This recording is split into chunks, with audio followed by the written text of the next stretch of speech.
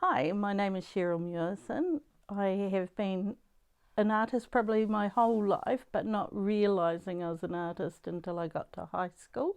As a teacher, I taught a lot of art in my classroom. I have painted most of my life, and up until recently, I took up photography. So, about 5 years ago, I took up photography so that I could enhance my painting project. It became quite apparent very quickly that I had no clues whatsoever about using a camera, and so I did a professional photography course.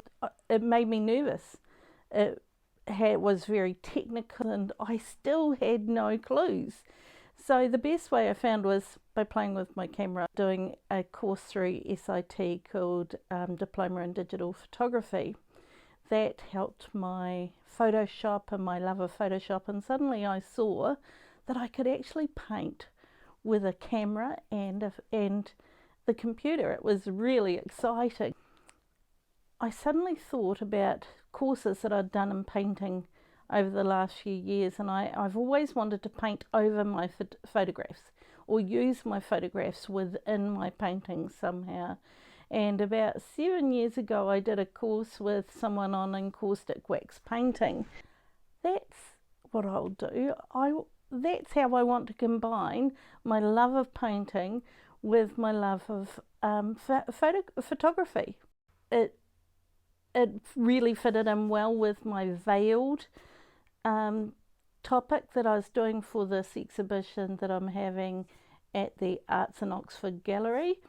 I'm sharing it with another artist and a sculptor, but I've got a whole, I've got half the gallery of wall space to fill up, and that was like, oh my goodness, how am I going to fill this gallery with works? And I've taken photographs of models over the last year, and I have always incorporated lace or veils and had that hidden quality, because my theme is about how we hide parts of ourselves from others. We don't always reveal everything about ourselves until we truly get to know and trust the other people that we're sharing parts of ourselves with. And there were some darker things. We use veils to in society to protect ourselves. There are lots of customs that we use, like in weddings and even in funerals, where we cover people with veils so that it hides the emotions. And so the veiling work with this encaustic wax works so well because it adds layers and textures and things like that to my photographs. Okay. The process of adding textures to it was a hit and miss process. I had to put a layer of beeswax mixed with Daymar resin and Canuba wax, and that hardens the wax. So then once you have that first layer, you have to heat it, and then the heating binds it to the previous surface. Then I have to be a bit patient and allow it to dry a bit before I can put on another layer of wax, because each layer of wax is melted and warm, and so I put on another layer of wax, and it might have colours through it. So I've used a bronzing colour to add a bit of glittery, shimmery feel to it, because a lot of the veils are shimmered. And then so it's had about 3 layers before I start to imprint. And I just fell on this idea because I'd got a whole lot of curtain material from a craft place, just samples, and I thought this might be a good idea to place the wax on. So place the lace onto the wax in parts, and I used the back of a spoon to press it into the wax. It was so exciting when this started to work that most of the works from then had some sort of imprinting of the veils or of the lace work through it. I am so excited about this exhibition. No, I am happy with it, and I think that should come through with the work as well. So the last two images in the series are composites, and they're part of the dream state. And I like to find new words as well. So you'll find that most of the works have got different words. I like the thesaurus, even though I find it very hard to say. And so I look up the thesaurus to find out words meaning dark, and I came across this word Stygian, and the opposite of Stygian was to elucidate, and they open up so many different ideas as well. So Stygian is dark and elucidate is light. So it's opened up a lot of ideas about going from light to dark and dream states, what we dream. So a lot of weird stuff, really. Right, encaustic wax is a very, very old process. When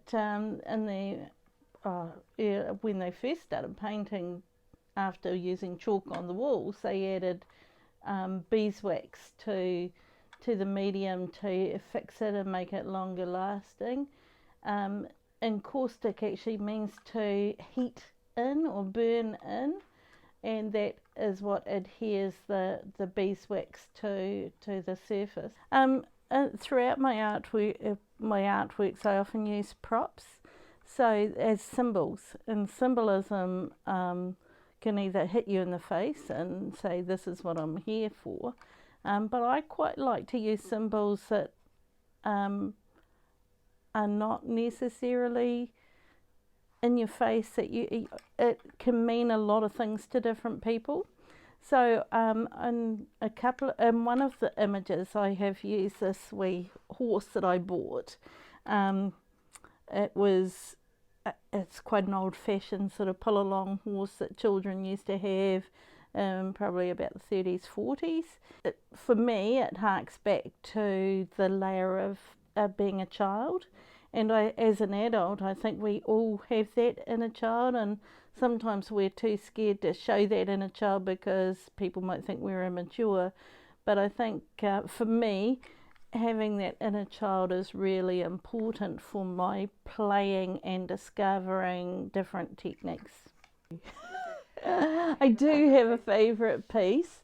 Actually, I've got a number of favourite pieces, and they're actually quite different. I'm really happy with all of them, but I got a young model in January, that first time modelling, and I'd purchased a 1920s wedding dress a few months ago, and anyone who knows me knows about my collection of wedding dresses. So I had this young model, and she put on it's a cream satin 1920 style wedding dress, and I've got all this tulle, and I got her to wrap it around her, throw it in the air, and I got her lying on the ground, and I smothered her with layers of this tulle, so that it almost looked like misty fog over top of her. And that